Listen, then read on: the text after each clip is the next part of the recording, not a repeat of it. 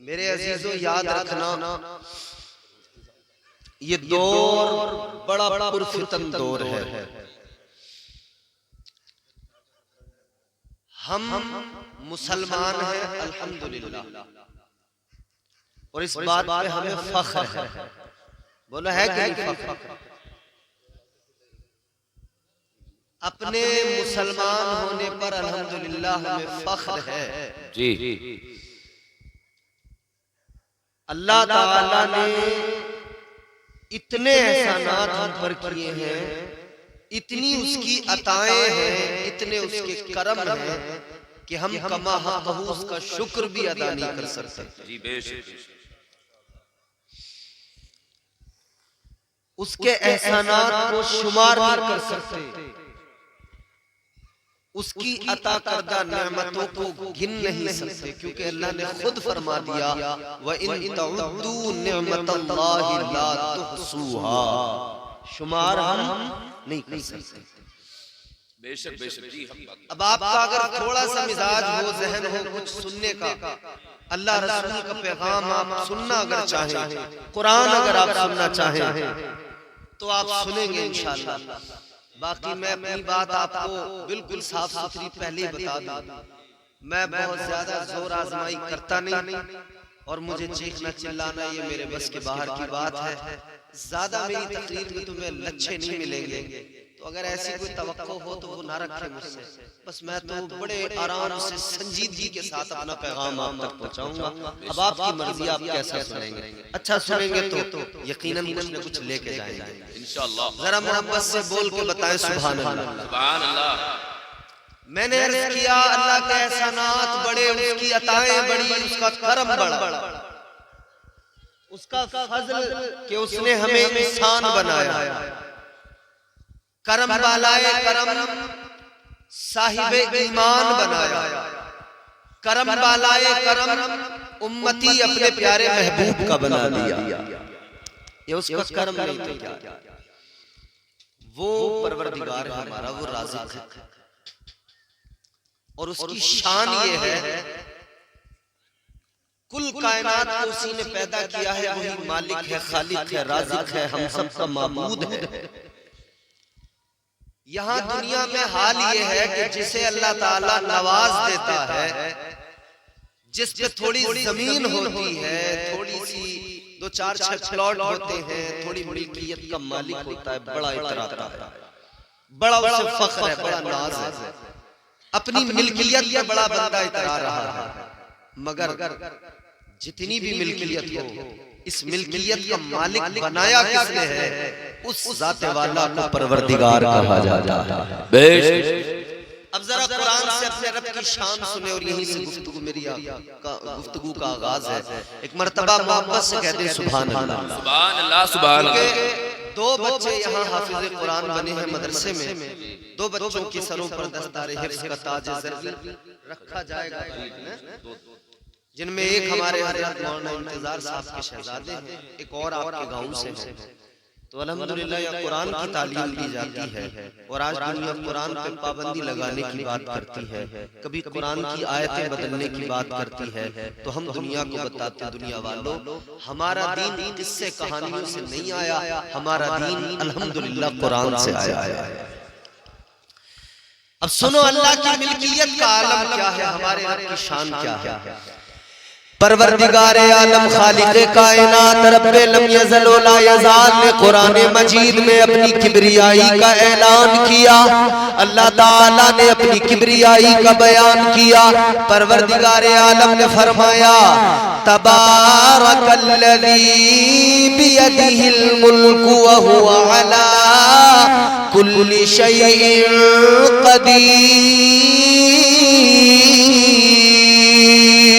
अल्लाह ताला का कुरान कहता है बड़ी बरकत वाली जात है परवरदिगार की, जो मुल्कों का मालिक है, तमाम कायनात का मालिक वही परवरदिगार है।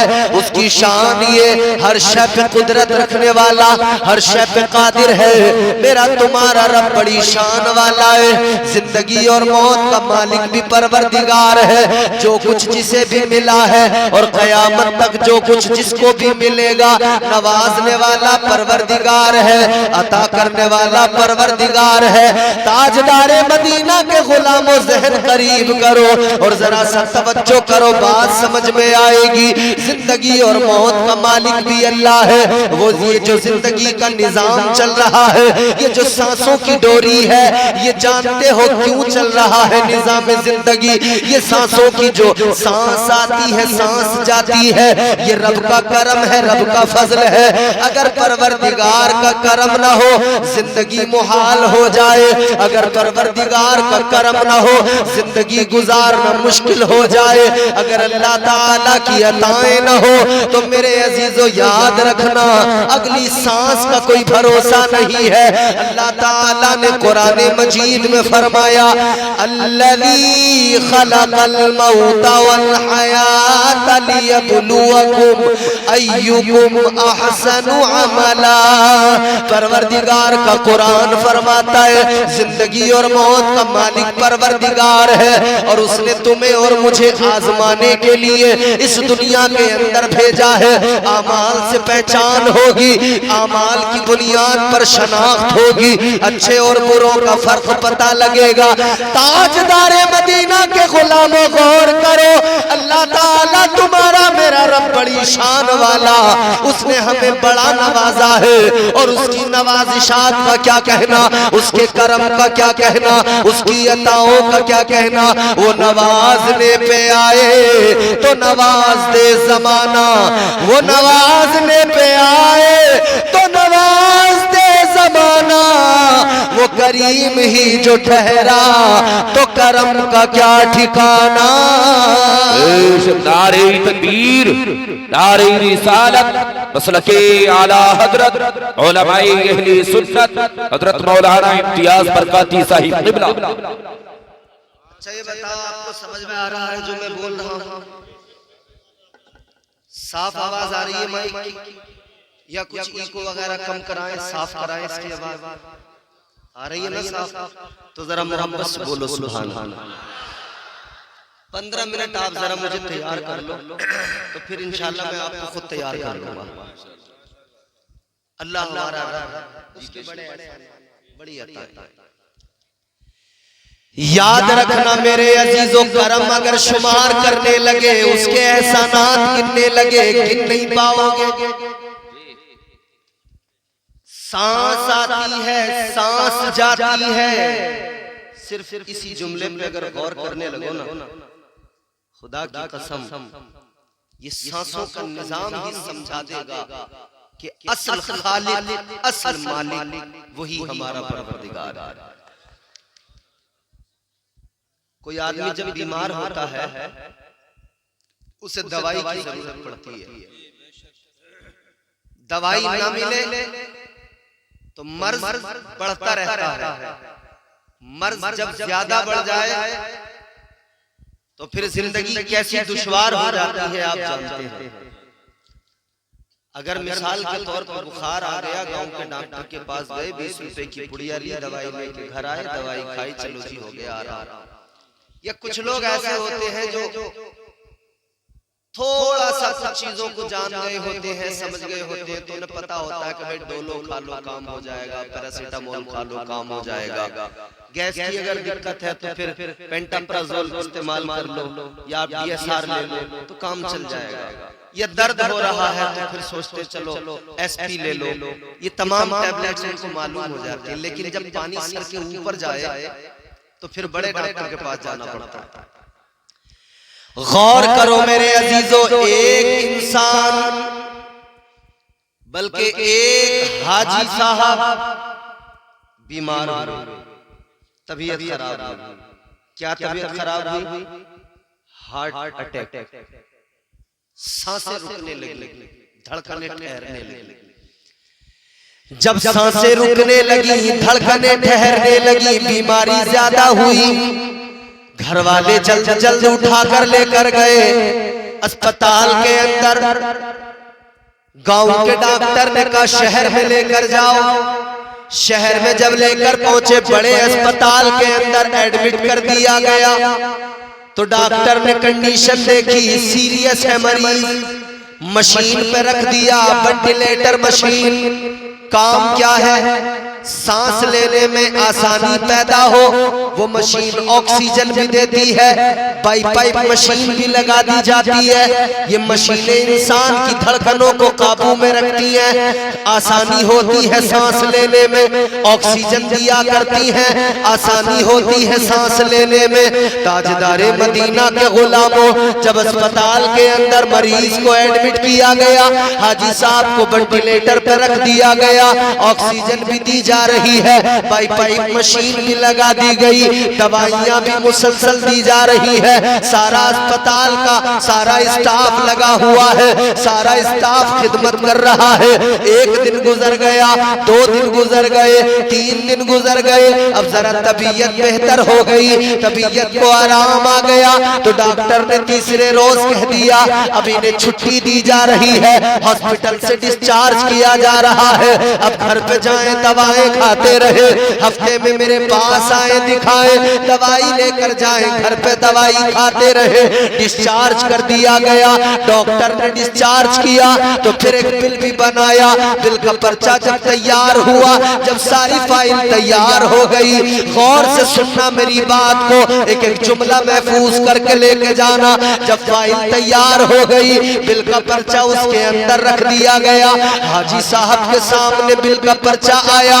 जैसे ही उन्होंने देखा 1 लाख रुपए का बिल रखा हुआ है, आंखों में आंसू आ गए। बिल का पर्चा देखा तो रोने लगे। डॉक्टर ने रोता हुआ देखा तो कहने लगा हाजी साहब क्या मामला है? शायद आपकी हैसियत से ज्यादा बिल बन गया, शायद आपकी औकात से ज्यादा बिल बन गया, शायद आप इतना दे नहीं पाएंगे। कहने लगा आप बिल देख कर रोने लगे। इतना सुना तो हाजी साहब कहने लगे ए डॉक्टर तेरा बिल देख कर नहीं रोया, तेरे बिल का पर्चा देख कर नहीं रोया। कहा फिर रोने की वजह क्या है? कहने लगे ए डॉक्टर 1 लाख का बिल तो क्या, अगर 2 लाख का होता तब भी अल्लाह ने नवाजा है, आसानी से दे देता, लेकिन बात ये नहीं है। कहा किस लिए रोए? कहने लगे परवरदिगार का करम याद करके रोने लगा, अल्लाह की अताएं याद करके रोने लगा, अपने रब का फजल याद करके रोने लगा।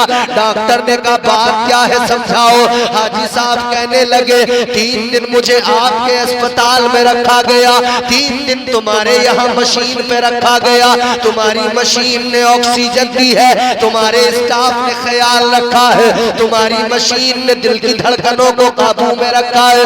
कहने लगे ए डॉक्टर 3 दिन तुम्हारी मशीन के जरिए तुमने मुझे ऑक्सीजन दी, 3 दिन मेरे दिल की धड़कनों का ख्याल रखा, 1 लाख का तुमने बिल बना के दे दिया। कहने लगे मेरी 60 साल की जिंदगी हो गई, 60 साल के अंदर हर दिन मैं सैकड़ों सांसें लेता हूँ, हर दिन मुझे हर सांस पर मेरा खुदा ऑक्सीजन भी दिया करता है, परवरदिगार मेरे दिल की धड़कनों को भी चलाता है, लेकिन मेरे खुदा ने आज तक मुझे कभी कोई बिल बना के नहीं दिया है। बेशक सुभान अल्लाह सुभान अल्लाह। जवाब नहीं माशाल्लाह। नारे तकबीर, नारे रिसालत, मसलके आला हजरत, उलमाए अहले सुन्नत, मज़हबे सलाम, सरसबीरे तुमरिया कला, जुबलारा पीरे कबैकी। बोलो अल्लाह ने कभी दिया कोई बिल बनाकर? नहीं कि ये बिल तुम्हें पे करना पड़ेगा, घर में बिजली आती है, बल्ब जलता है, बिल देना पड़ता है। बोलो जी जी जी, हर चीज का बिल देना पड़ता है, लेकिन जिंदगी चल रही है, हाथ पैर काम कर रहे हैं जी, कान सुन रहे हैं, जबान काम बराबर कर रही है, मगर अल्लाह ने किसी चीज का कोई टैक्स कोई बिल नहीं दिया, ये उसका कर्म नहीं किया। बेशक जी हम गर्दिश में कहा उसके मुकद्दर का सितारा, हो जिसको मयस्सर तेरी रहमत का सहारा, तन्हा है अकेला है तू यकता है अहद है, गैरत तेरी करती नहीं शिरकत को गवारा, हक ये है कि तुझ बिन कोई माबूद नहीं है तेरे सिवा कौन मददगार हमारा। वो परवरदिगार उसने मुझे और आपको साहिबे ईमान बनाया, मुस्तफा का गुलाम बनाया, ताजदारे मदीना का उम्मती बना दिया। ऐ लोगों, मगर सोचने वाली बात यह है, इतनी इज्जतें अल्लाह ने अता फरमाई। वलक़द कर्रमना बनी आदम का ताज ज़र्री अता किया अल्लाह ताला ने। कुंतुम खैरा उम्मतिन कहकर तुम्हें और मुझे इज्जतों से नवाजा। अल्लाह ने इतनी इज्जतें अता फरमाई, तो फिर क्या सबब है आज दुनिया के अंदर आज हालात ये हो गए। आज जिस कौम को अल्लाह ने इज्जत दी, आज दुनिया उसे जलील करने पे लगी है। अल्लाह ने जिस कौम को इज्जतों से नवाजा, आज उसे जलील किया जा रहा है। जिसे देखो कौम मुस्लिम पे बिल्कुल आमादा बैठा है, इस कौम को लुक़्मा-ए अजल बनाने की प्लानिंग है। अब जरा ज़हन करीब करो, ताजदारे मदीना के गुलामों, जब अल्लाह ताला इतना प्यार करता है, जब अल्लाह ने इतना करम किया है, जब परवरदिगार ने इतनी इज्जतें अता की है, तो आज दुनिया में मुसलमान की हालत ये क्यों है? आज पसमानदगी मुकद्दर किस लिए बन गई? आज दुनिया में ये मामलात क्यों हो गए? याद रखना, पहली बात तो ये है, अल्लाह ताला ने कुरान मजीद में ऐलान कर दिया, परवरदिगार ने फरमा दिया, वमा असाबकुम मिन मुसीबतिन फबिमा कसबत अयदीकुम व याफू अन कसीर।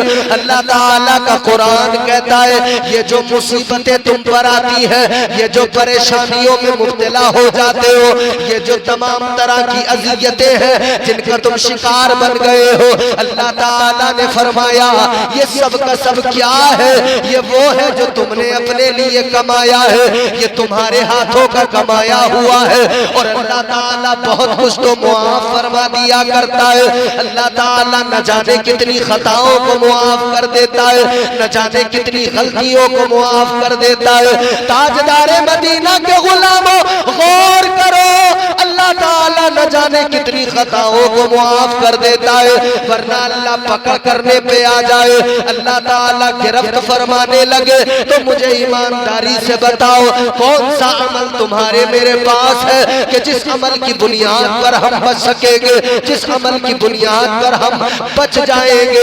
यकीनन कोई अमल ऐसा नहीं है।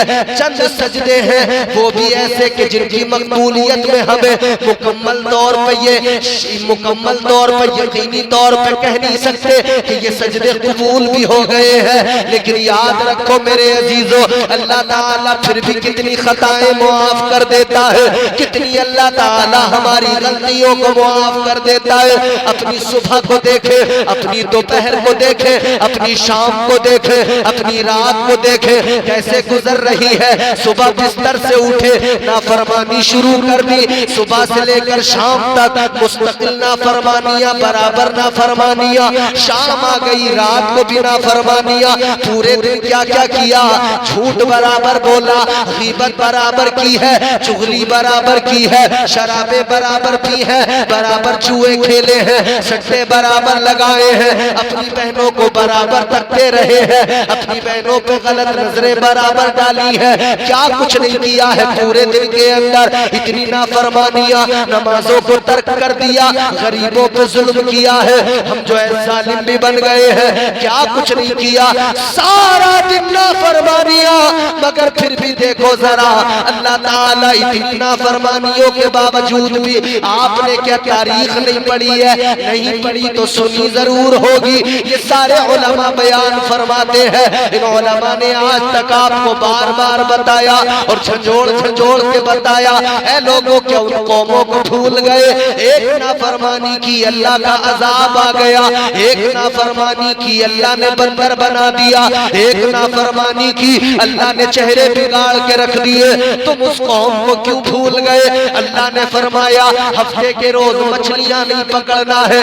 इन्होंने जुगाड़ लगाया, हफ्ते के दिन मछलियां पकड़ने की तदबीरें निकाली। अल्लाह ताला नाराज हो गया, परवरदिगार नाराज हुआ, तो अल्लाह का अजाब आ गया। अल्लाह ताला ने चेहरे बिगाड़ दिए, अल्लाह ने बंदर बना दिया, अल्लाह ने शक्लें मस्ख कर दी। गौर करो मेरे अजीजों, जलसे के बाद में घर जाना, आईना उठाना, अपना अपना चेहरा आईने में देखना और फिर अल्लाह का शुक्र अदा करना, कहना मौला एक नाफरमानी पे तूने उन्हें बंदर बना दिया, मैं तो सुबह से लेकर रात तक नाफरमानी करता हूँ, सारा दिन नाफरमानियों में गुजरता है, लेकिन मेरा चेहरा सलामत है, मेरी शबाहत सलामत है, मेरा वजूद सलामत है। और ये भी याद रखना अगर अल्लाह का अजाब नहीं आता तो इसमें तुम्हारी मेरी इबादतों का कमाल नहीं है, सजदों का कमाल नहीं है, आमाल का कमाल नहीं है। याद रखना अगर अल्लाह का अजाब नहीं आता इसमें इबादतों का कमाल नहीं, आमाल का कमाल नहीं है, ये तो आमिना के लाल का कमाल है। माशाअल्लाह सुभान अल्लाह। अगर इतनी नाफरमानियों के बावजूद अज़ाब नहीं आता, थोड़ी आवाज बढ़ा लो, अगर इतनी नाफरमानियों के बाद अज़ाब नहीं आता तो याद रखना ये सिर्फ और सिर्फ मदीने वाले मुस्तफा का करम है, ये सिर्फ और सिर्फ मदीने वाले मुस्तफा का सदका है, क्योंकि अल्लाह ने वादा जो कर लिया, परवरदिगारे आलम ने कुरान मजीद में वादा कर लिया। अल्लाह ने फरमाया वमा कान अल्लाहु लियुअज़्ज़िबहुम व अंत फीहिम, अल्लाह ताला ने फरमाया हबीब जब तक तू उम्मत के दरमियान मौजूद है तेरी उम्मत पर अज़ाब नहीं आएगा। सुभान अल्लाह माशाअल्लाह। अज़ाब नहीं आता, लेकिन हमने तो कोई कमी नहीं रखी जी बेशक। जो कुछ मुसीबतें हैं हमारा अपना कमाया हुआ, जो अज़ियतें हैं जो तकलीफें हैं हमारी अपनी कमाई। आज ये जलसा दस्तार बंदी का है, कुरान मजीद मुकम्मल अपने सीनों में इन बच्चों ने हिफ्ज़ किया, अपने सीनों को कुरान से सजा लिया। क्या आप और हम जानते नहीं कि कुरान के खिलाफ कितनी साजिशें हो रही हैं? क्या आप और हम जानते नहीं कि आज दुनिया कुरान के लिए क्या क्या बोल रही है? पहले कहा गया कुरान की आयतें निकाल दो, कहा कि कुरान की कुछ आयतें जिन जिन लोगों को जो है इख्तिलाफ है वो निकाल दो, लेकिन हमने उस वक्त भी ऐलान किया, पूरी कौम ने कहा, तमाम मुसलमानों ने कहा याद रखना दुनिया वालों ये कुरान अल्लाह की किताब है, परवरदिगार का कलाम है, ताजदार मदीना पर नाजिल हुआ कुरान मजीद, और अल्लाह ताला ने फरमा दिया इसकी हिफाजत मैं करूंगा। अल्लाह का कुरान मजीद में ऐलान है इन्ना नहनु नज़्ज़लना ज़िक्रा व इन्ना लहू लहाफ़िज़ून। अल्लाह ताला ने फरमाया ये जिक्र बेशक हमने नाजिल किया है और हम ही इसके मुहाफिज हैं, इसकी हिफाजत की जिम्मेदारी परवरदिगार की दुनिया बरसों से भोग रही है। बरसों से कहा जा रहा है कुरान को बदल दिया जाएगा, कुरान में तरमीम कर दी जाएगी, मगर याद रखना कुरान को बदलना तो बड़ी बात है, कुरान के एक हर्फ को नहीं बदला जा सकता है, एक ज़ेरो ज़बर को बदला नहीं जा सकता है, एक नुक्ते को बदला नहीं जा सकता है। आओ जरा जहन करीब करो, खलीफा हारून रशीद का बेटा मामून रशीद है, मामून रशीद का दरबार है, मामून रशीद के दरबार के अंदर, मामून रशीद के दरबार में एक यहूदी आ गया, यहूदी नौजवान आया, बहुत बड़ा पढ़ा लिखा आदमी है, बड़ा दानिश्वर है, जी फहम है, जी शऊर है, वो पढ़ा लिखा यहूदी आया। आने के बाद में उस यहूदी ने बड़ी अच्छी बातें की हैं, बड़े इल्म वाली बातें की हैं। मामून रशीद ने कहा है यहूदी नौजवान तू इतनी अच्छी बातें करता है, इतना समझदार है, इतना पढ़ा लिखा है, इस दर्जा जी शऊर है, तो फिर ये बता कलमा क्यों नहीं पढ़ लेता, मुसलमान क्यों नहीं हो जाता? तुझे इस्लाम समझ में आ जाना चाहिए, तुझे इस्लाम की अजमतें समझ में आ जानी चाहिए, पैगंबर इस्लाम की अजमतें समझ में आनी चाहिए। खैर उस वक्त में उसने कलमा नहीं पढ़ा, वापस चला गया। 1 साल का वक्त गुजरा, 1 साल के बाद में दोबारा आया और इस बार आया तो फिर कलमा पढ़ के आया, मुसलमान हो के आया, आका का गुलाम बन के आया, ताजदारे मदीना का उम्मती बन के आया। इस बार आया तो कुरान की अजमतों पर बोलता हुआ आया, इस बार आया तो कुरान की अजमतों पर तकरीर करने लगा। इस बार 1 साल बाद में आया तो खलीफा मामून रशीद के दरबार के अंदर इस्लाम की अजमतों पे तकरीर की, कुरान की अजमतों पे तकरीर की। अपने बच्चों को कुरान का हाफिज बनाने वालों, अपनी किस्मतों पे नाज करो और जरा बात सलीके से तवज्जो से सुनो। आ गया दरबार के अंदर, कुरान की अजमतों पे तकरीर करने लगा तो खलीफा मामून रशीद ने कहा, ऐ यहूदी नौजवान, तू कल तक यहूदी था, आज मुसलमान हो गया। कल मैंने तुझे दीन की दावत दी थी, कल तुझे इस्लाम समझ में नहीं आया। कल मैंने तुझे दीन की दावत दी थी, कल तुझे कुरान समझ में नहीं आया। आज क्या हो गया कि तुझे इस्लाम भी समझ में आ गया और तू कुरान का भी कायल हो गया। सुभान अल्लाह माशाअल्लाह। आज क्या हुआ जो तुझे कुरान समझ में आ गया, कुरान की असलियत समझ में आ गया। अब सुनना, ये उलमा बैठे हैं, ये सब रोजाना दरसगाहों में कुरान पढ़ते पढ़ाते हैं, ये सब मस्जिदों के मुसल्लों पे खड़े होकर कुरान सुनाते हैं। कुरान से मोहब्बत करने वाले जब इस यहूदी नौजवान से जो आज मुसलमान हो चुका था, खलीफा मामून रशीद ने कहा था, क्या हुआ जो तूने कलमा पढ़ लिया? आखिर क्या हुआ जो तूने अब इस्लाम की अजमतों को समझ लिया? इसका जवाब सुनो।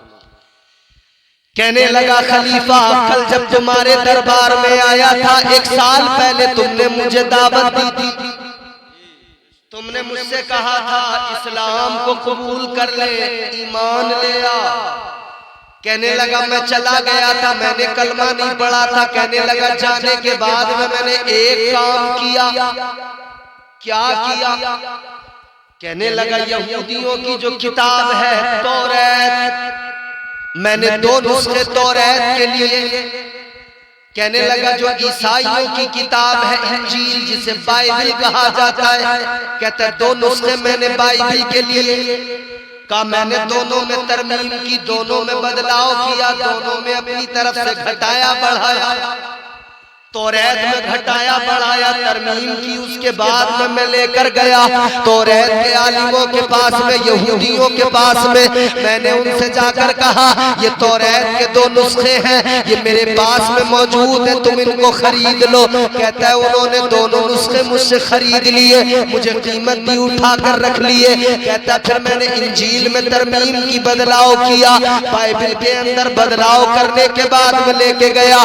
मैंने गिरजा घर के अंदर ईसाई पादरियों से कहा, ये इंजील है, इसको खरीद लो। कहते उन्होंने भी कीमत दी, इंजील खरीद के रख ली। फिर कहने लगा, मैंने कुरान के 2 नुस्खे लिए, मैंने उसके अंदर भी घटाया बढ़ाया, उसमें भी मैंने तरमीम की, बदलाव किया। कहता फिर मैं एक मदरसे के अंदर पहुंच गया, एक मकतब के अंदर पहुंच गया, छोटे छोटे बच्चे वहां पर बैठे हुए कुरान पढ़ रहे थे। कहता मैंने आलिम साहब से जाकर कहा, मदरसे के मौलाना से जाकर कहा, हजरत 2 नुस्खे कुरान के मेरे पास में है, आप इनको खरीद लीजिए, आप इनको अपने मदरसे में रख लीजिए। मौलाना साहब ने मुझसे कहा, जरा ठहर जाओ, बैठ जाओ, तुम साहिबे ईमान नहीं हो, जरा मुझे चेक करने दो, जरा ये नुस्खे जांच लेने दो। कहते उन्होंने एक छोटे से बच्चे को बुलाया और बच्चे को बुलाकर कहा, ए बच्चे जरा चेक करके देख, कुरान मजीद जो लेकर आए हैं,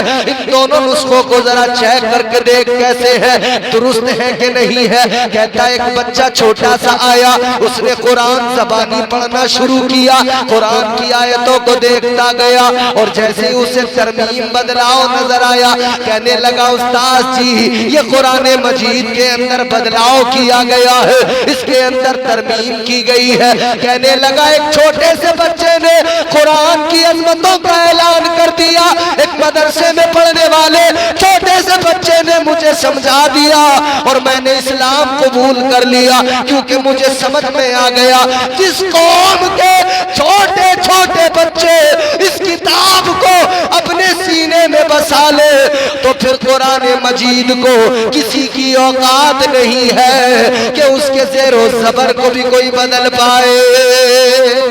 सुभान अल्लाह माशाअल्लाह अल्हम्दुलिल्लाह। छोटे छोटे बच्चे मदरसे में पढ़ने वाले, अभी बड़ों की तो जरूरत भी नहीं पड़ी, बड़े तो बाद में आकर बताएंगे।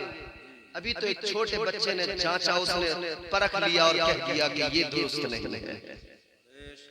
रमजान में हाफिज मुसल्ले पे खड़ा कुरान की तिलावत कर रहा है, पीछे एक हाफिज खड़ा है, गलती हुई इसने फौरन पीछे से लुकमा दिया, मतलब तुमने जो पढ़ा वो दुरुस्त नहीं, जो मैं बता रहा हूं उसको पढ़ो। इस्लाम की अजमतों का ऐलान सारी दुनिया में चलने वाले मदारिस के छोटे छोटे बच्चे कर रहे हैं, मगर लोग समझते हैं कि कुरान को बदल डालेंगे, मिटा देंगे। न कुरान बदला जाएगा, न इस्लाम बदला जाएगा। है कौले मोहम्मद कौले खुदा, फरमान न बदला जाएगा, बदलेगा जमाना लाख मगर कुरान न बदला जाएगा। ऐ लोगों, ये मुसीबतें जो आ रही हैं आने दो, बस तुम कुरान के मुहाफिज बन जाओ, तुम कुरान के सच्चे वफादार बन जाओ। ये मदरसों में जो कुरान पढ़ाया जा रहा है, आज हुकूमतें कोशिश कर रही है मदरसों में ताले लगाएंगे, मदरसों को बंद करेंगे, कोर्ट के फैसले लेकर आएंगे, मदरसा बोर्ड भी खत्म कर देंगे। कह रहे हैं मदरसे में किसी छोटे बच्चे को पढ़ने नहीं देंगे। हमें मामून नशीद का और उस दरबार का ये वाकया जब याद आता है, आज की हुकूमत की पॉलिसी समझ में आ जाती है। कल बड़े बड़े यहूदियों को छोटे छोटे बच्चों से खौफ था, आज भी तो हुकूमत थर्रा रही है। किससे थर्रा रही है? मदरसे में पढ़ने वाले इन छोटे छोटे बच्चों से हुकूमत थर्रा रही है। इन कुरान पढ़ने वाले बच्चों से हुकूमत कांप रही है, कह रही है इन छोटे बच्चों को कुरान न पढ़ने दिया जाए, इन छोटे बच्चों को मदरसे में न जाने दिया जाए। कहते 14 साल 15 साल की उम्र तक कोई बच्चा मदरसे में नहीं जाएगा, किसी को मदरसे में जाने की इजाजत नहीं होगी। ऐसा कानून बनाएंगे, कोई कुरान को नहीं पढ़ पाएगा, कोई मुस्तफा की हदीसें नहीं सुन पाएगा, ना कोई पढ़ पाएगा। याद रखना ये छोटे छोटे बच्चे, अब जरा बात को समझ लो, जब ये छोटे छोटे बच्चे बड़ी बड़ी हुकूमतों को हिला सकते हैं, तो फिर सारी कौम अगर कुरान पढ़ने लगे तो ये सारा जमाना हिल जाएगा। नाराए तकबीर, नाराए रिसालत, उलमाए अहले सुन्नत, जश्ने दस्तार बंदी। सुभान अल्लाह माशाअल्लाह। सच्ची किताब कुरान हमारे पास, सच्चा पैगंबर मुस्तफा करीम हमारे पास, सच्चा दीन इस्लाम हमारे पास, फिर क्या वजह कि हम मुसीबतों में, हम पसमानदगी में, क्या सबब? पहली चीज तो ये है कि हमने दुनिया की जिंदगी को तरजीह दी, दीन और उखरवी जिंदगी पर हमने दुनिया की जिंदगी को अहमियत दी। समझ में आ रही है भैया बात? माशाअल्लाह सुभान अल्लाह। सुनेंगे थोड़ी देर या कर दे खत्म? समझ में आ रहा है तो सुने, और बहुत तेजी से मैं 2-4 बातें और आप तक पहुंचाऊंगा, फिर गुफ्तगू मेरी इख्तिताम की तरफ जाएगी। मोहब्बत से बोले सुभान अल्लाह, सुभान अल्लाह, बेदारी से बोले सुभान अल्लाह, सुभान अल्लाह। तो हम दीन सच्चा, इस्लाम सच्चा, कुरान सच्चा, पैगंबर इस्लाम सच्चे, फिर भी पसमानदगी। पहला रीजन ये कि हमने दुनिया की जिंदगी को आखिरत वाली जिंदगी पे अहमियत दे दी, तरजीह दे दी। याद रखना मेरे अजीजों, ये दुनिया की जिंदगी मुख्तसर सी जिंदगी है, वो आखिरत की जिंदगी बड़ी तवील तरीन जिंदगी है।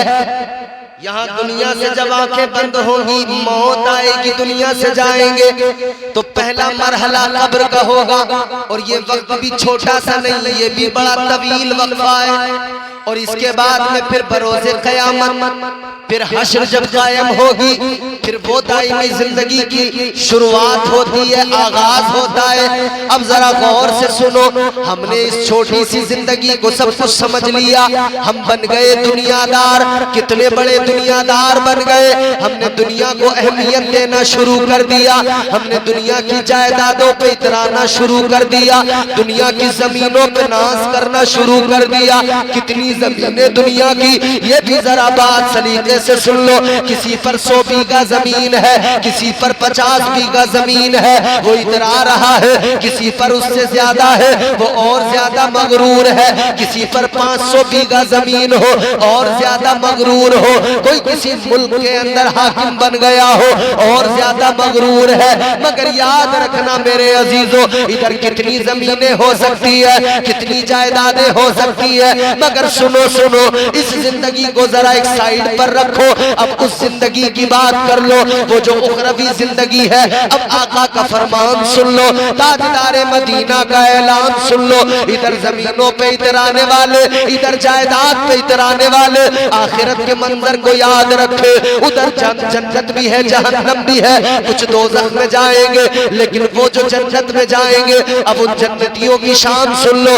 इधर जमीनों पे इतराए 100 बीघा 200 बीघा पर, लेकिन सुनो सुनो, मेरे आका ने फरमाया जन्नत के अंदर सबसे अदना, सबसे छोटा, सबसे बाद में जाने वाला जन्नती, जो सबके बाद में जाएगा, जो गुनाहगार था, सियाकार था, पहले उसे दोज़ख में भेजा गया, वो अपने गुनाहों की सजा काट के आया, फिर सबके बाद में, सबके आखिर में, सबके लास्ट में जन्नत में गया।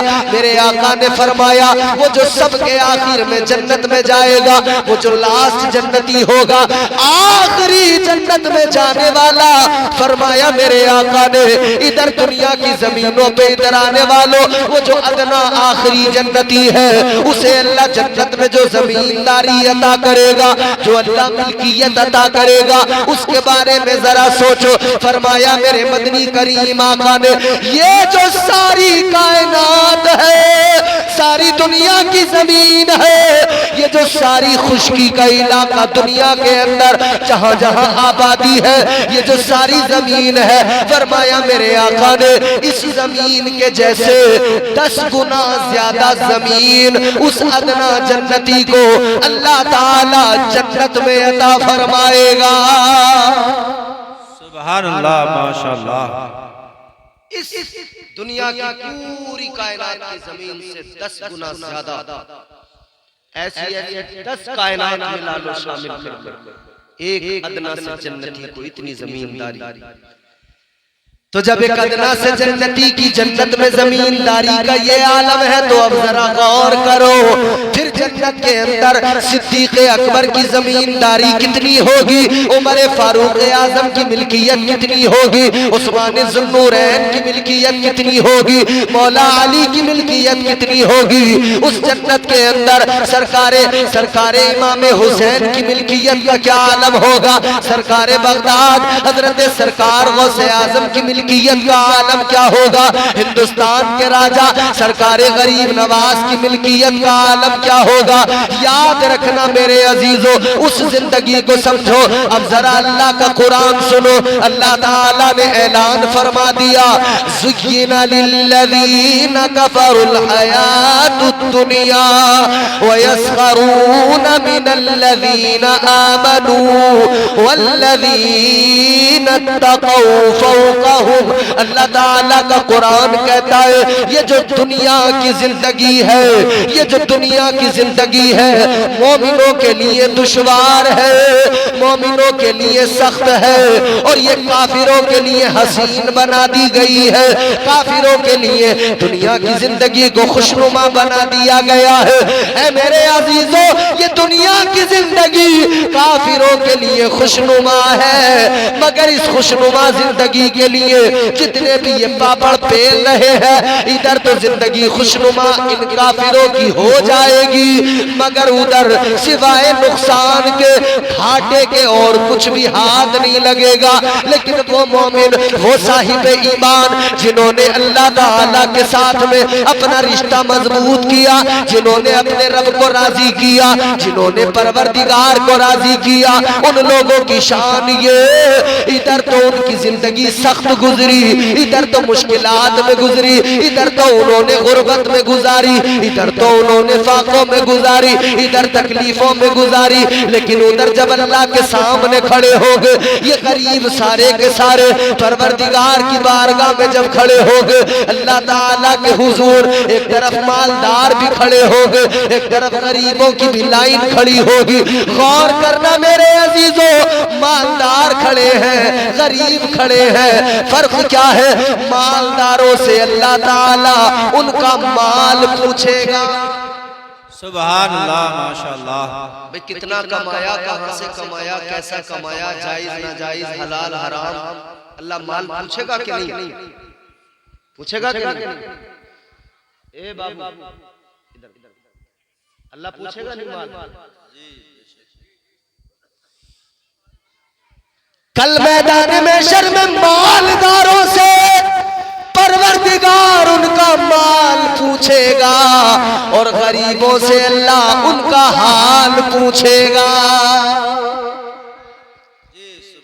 जिन्होंने अपनी दुनिया की जिंदगी को सिर्फ खुशनुमा बनाने में सारी जवानी लगा दी, सारी जिंदगी लगा दी, अपने रब को राजी न किया, वो याद रखे ये दुनिया खुशनुमा बनाना है तो उधर के बारे में फिक्र कर लो, इधर की दुनिया खुशनुमा बने ना बने, ये जिंदगी खुशगवार हो या ना हो, इधर भले तकलीफें हो लेकिन वो जिंदगी खुशनुमा और खुशगवार हो जाए।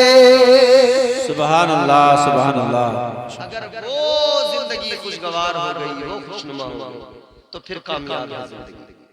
वरना क्या जिंदगी तो गुजार ही रहे लोग, जानवर भी तो जीते हैं ना, उनके आगे चारा डाल दो खा लेते हैं, गले में रस्सी बांध दो, जिधर को खींच लो उधर खींच लो।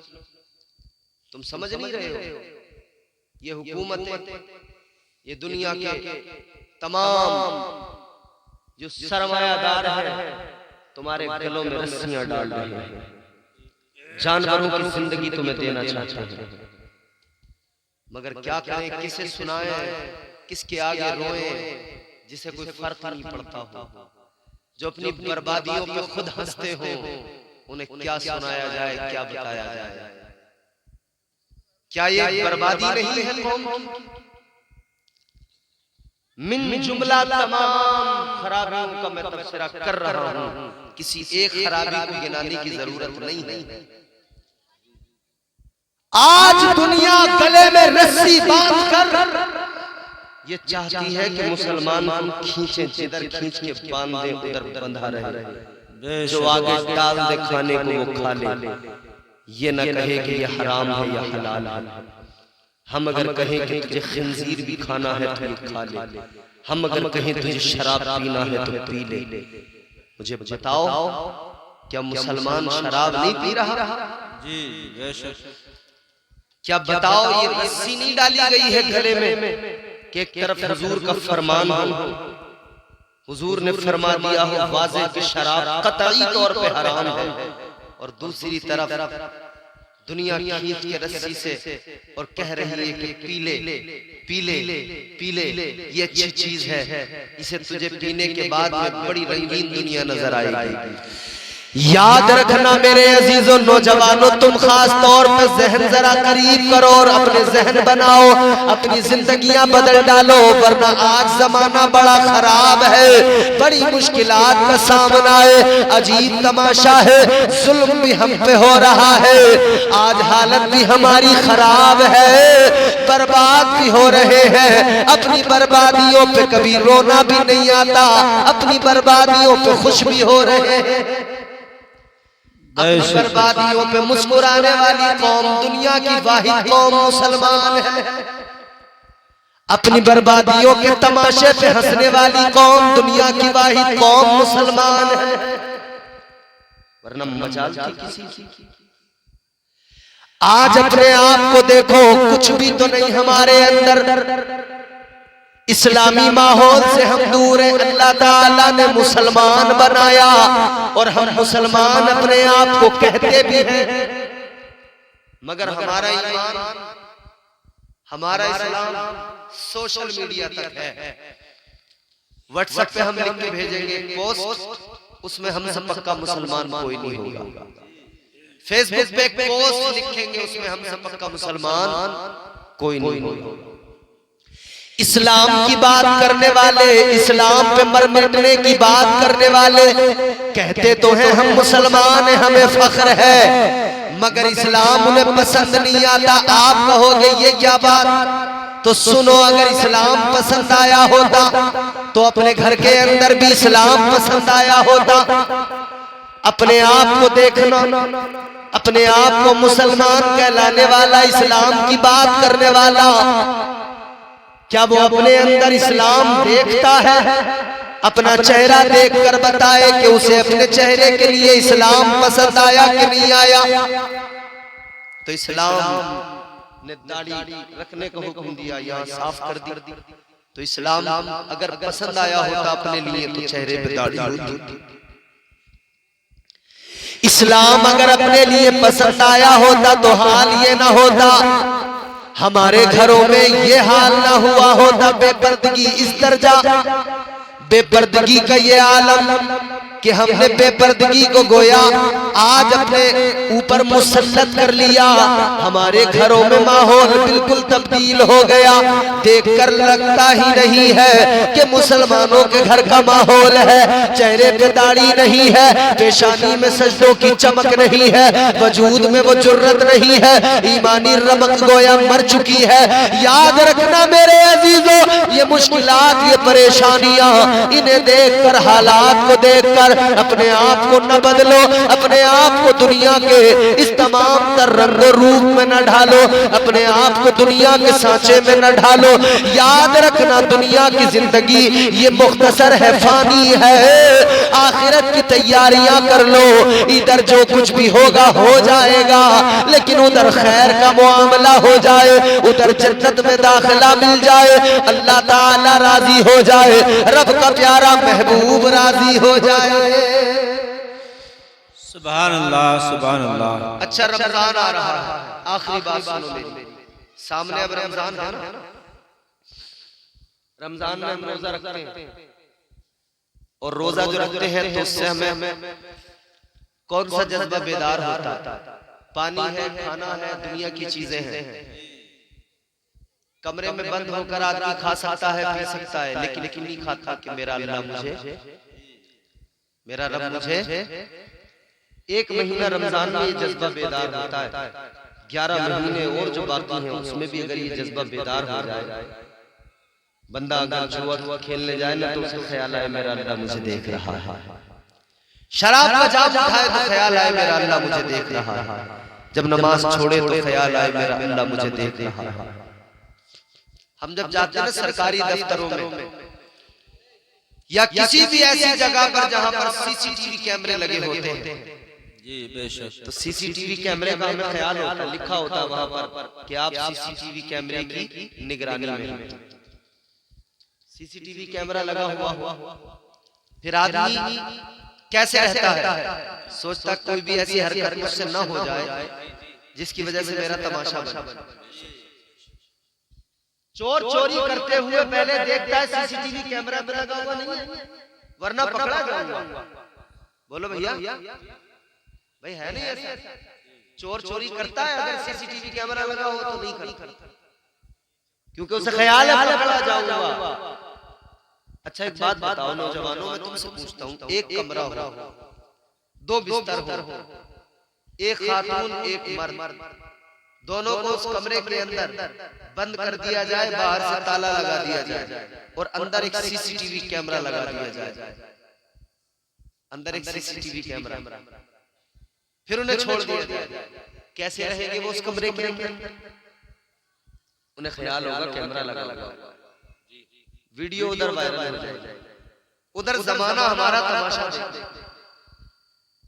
मर्द है, जवान है, मगर सिमटा हुआ बैठा होगा। खातून है, जवान है, मगर सिमट के बैठ जाए। किस लिए? सीसीटीवी कैमरा लगा, सीसीटीवी कैमरा। अजीब तमाशा है मेरे अजीजों, एक सीसीटीवी कैमरा लगा हो, उसका इतना खौफ होता है, इतनी फिक्र होती है कि बंदा कोई गलत काम नहीं करता। लेकिन सीसीटीवी कैमरे से डरने वालों, सीसीटीवी कैमरा देखकर गलत काम ना करने वालों, ये भी तो याद रखा करो, ये दुनिया के सीसीटीवी खराब हो सकते हैं। ये अभी देख रहे हैं, अभी देखना बंद कर सकते हैं, लेकिन मेरा परवरदिगार तो हर लम्हा देख रहा है। रब्बे कायनात तो हर लम्हा देख रहा है। एक कैमरे से डरने वालों, अपने परवरदिगार से भी कभी डर गए होते और ये सोच लिया होता कि परवरदिगार देख रहा है। मगर नहीं, वो जज्बा बेदार नहीं होता। वो जज्बा जिस दिन बेदार हो गया, समझो उस दिन बुराइयां जड़ से खत्म होने लगी। उस दिन बुराइयां जड़ से, दो फरिश्ते अल्लाह ने मुकर्रर किए, किरामन कातिबीन, नेकियां लिखने वाला, बुराइयां लिखने वाला, दोनों मौजूद है, लिख रहे हैं अच्छे। डरे अल्लाह से, अपनी आखिरत के बारे में सोचें, दुनिया की जिंदगी को, अपनी मुसीबतों को देखकर हाय हाय तो हम करते हैं, मगर इस हाय हाय के दरमियान भी अपने रब को मनाना भूल जाते हैं, अपने रब को राजी करना भूल जाते हैं। याद रखना, रब को राजी अगर कर लिया, आज ये कुरान की महफिल सजी है, ये मदरसा है, इन मदरसों में आओ, कुरान सुनो समझो, अपनी मस्जिदों में जाओ, कुरान सुनो समझो, खुदा की कसम समझ में आ जाएगा और पता लग जाएगा कि हम मुसलमान हैं। हमारी शान ये नहीं है कि हम यूं ही अपनी जिंदगियों को बर्बाद कर डालें, यूं ही अपनी जिंदगियों को हम जो है दुनिया के मामलात में उलझा कर खत्म कर लें। फिर जिंदगी का मकसद समझ में आएगा, फिर जिंदगी के राज समझ में आएंगे, फिर वजूद अपना, अपनी हस्ती, अपने मामलात, अपनी तमाम चीजें समझ में आएगी। फिर यकीनन बदलाव आएगा, और जिस दिन बदलाव आ गया, जिंदगियां बदल जाएंगी, इनकलाब आ जाएगा, रुसवाइयां खत्म हो जाएंगी, एक ही परचम होगा, सारी दुनिया उसी परचम के नीचे खड़ी होगी। वो परचम परचमे इस्लाम होगा, एक ही कलमा होगा, वो कलमा मेरे मुस्तफा का होगा, ला इलाहा इल्लल्लाह मुहम्मदुर रसूलुल्लाह सल्लल्लाहु ताला अलैहि वसल्लम। इस्लाम जिंदाबाद, मुसलमान जिंदाबाद। अपनी जिंदगियां बेहतर बनाओ, न समझोगे तो मिट जाओगे ए हिंदी मुसलमानों, तुम्हारी दास्तां तकती न होगी दास्तानों में। वमा अलैना इल्लल बलाग। अस्सलामु अलैकुम व रहमतुल्लाह।